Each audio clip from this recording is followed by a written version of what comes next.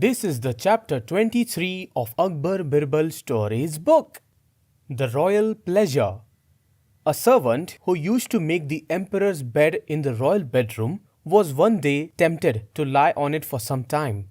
The servant then secretly lay on it, but then he quickly got up for the fear that someone might see him. But a guard had already seen him getting out of the bed. Unfortunately, the guard and the servant were not on good terms with each other. So the guard at once went to Emperor Akbar and told him what the servant had done.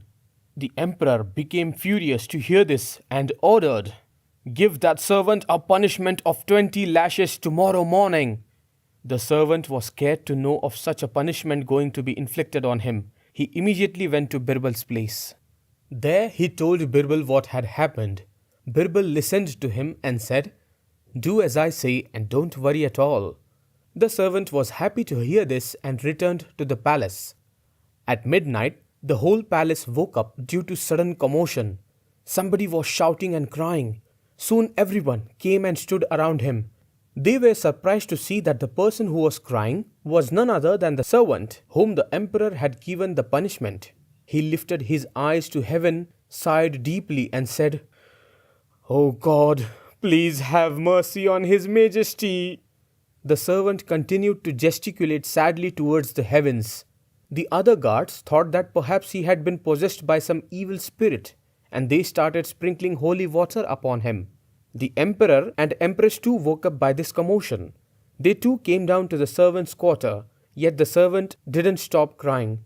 "Please forgive my lord. Have mercy on the emperor." Seeing the emperor, tears began rolling down from his eyes. He said, weeping, "Maharaj, what a great punishment for you. As compared to yours, mine is nothing."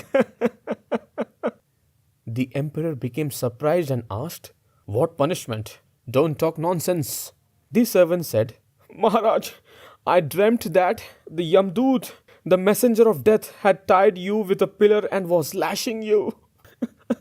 I saw this, and jumping between Yamdut and you, I said, 'My lord, please don't lash my emperor.